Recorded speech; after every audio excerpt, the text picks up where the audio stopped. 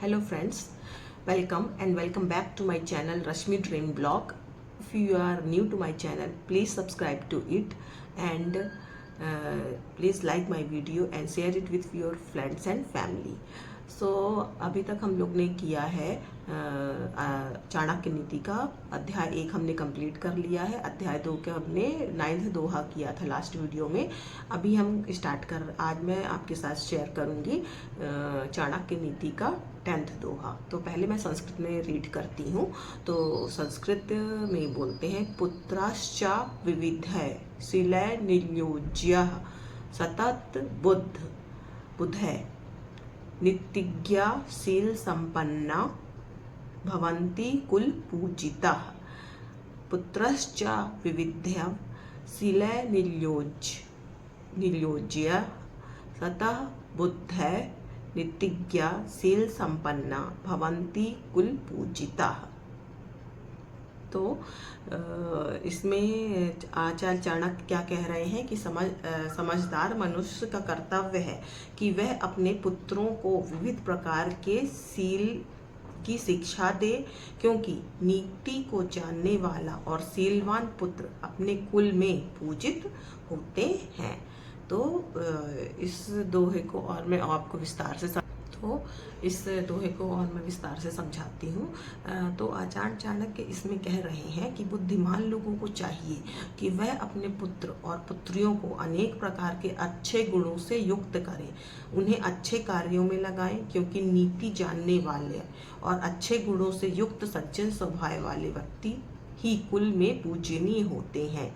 चाणक्य कहते हैं कि बचपन में बच्चों को जैसी शिक्षा दी जाएगी, उनके जीवन का विकास उसी प्रकार से होगा। इसलिए माता पिता का कर्तव्य है कि वे उन्हें ऐसे मार्ग पर चलाएं जिससे उसमें चातुर्य के साथ साथ शील स्वभाव का भी विकास हो। गुणी व्यक्तियों से ही कुल की शोभा बढ़ती है। तो आचार्य चाणक्य ये समझा रहे हैं कि अपने बच्चों को सभी प्रकार की शिक्षा देना चाहिए, क्योंकि जैसी शिक्षा उनको बचपन में मिलती है वो उसी प्रकार से उनका भविष्य होता है, वैसा उनका स्वभाव होता है।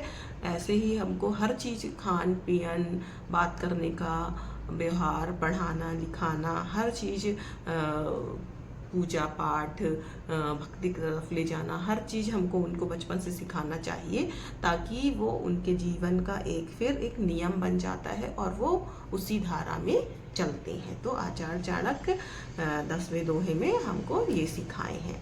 अब मैं पढ़ती हूँ 11वां दोहा। 11वां दोहा है, माता शत्रु पिता बैरी येन बालो न पठितः न शोभते सभा मध्ये हंस मध्ये वको यथा। इसमें तो समझ में आ रहा है, सबको थोड़ा आ रहा होगा।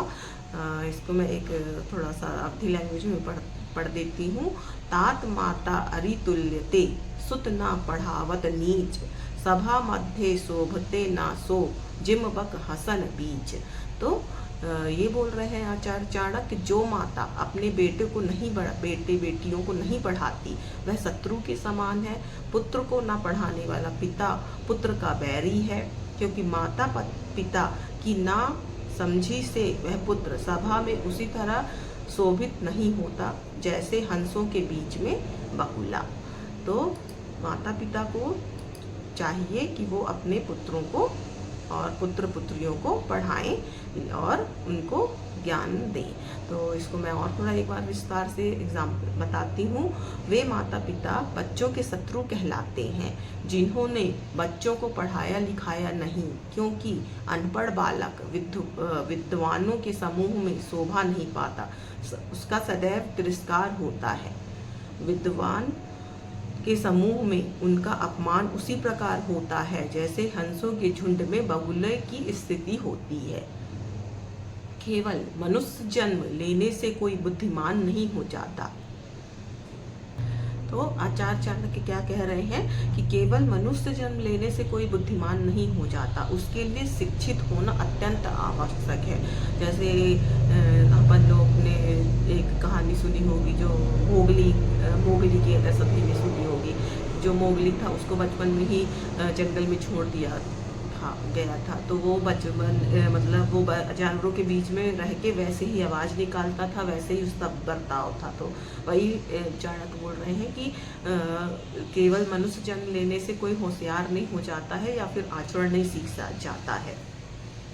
शक्ल, सूरत, आकार, प्रकार तो सभी मनुष्यों का एक जैसा होता है, अंतर केवल उनकी बुद्धिमत्ता से ही प्रकट होता है। जिस प्रकार सफेद बगला सफेद हंसों में के बैठकर हंस नहीं बन सकता, उसी प्रकार अशिक्षित व्यक्ति शिक्षित व्यक्तियों के बीच में बैठकर शोभा नहीं पा सकता। इसीलिए माता पिता का कर्तव्य है कि वे बच्चों को ऐसी शिक्षा दें जिससे वे समाज में शोभा बना सके। तो ये माता पिता का कर्तव्य है कि वो अपने बच्चों को अच्छी से अच्छी आचरण शिक्षा दें। तो होप करती हूँ आपको ये वीडियो पसंद आया होगा। अगर आपको ये वीडियो पसंद आया तो प्लीज़ मेरे वीडियो को लाइक करिए, चैनल को सब्सक्राइब करिए और मिलते हैं नेक्स्ट वीडियो में नेक्स्ट दोहे के साथ। जय हिंद, जय भारत।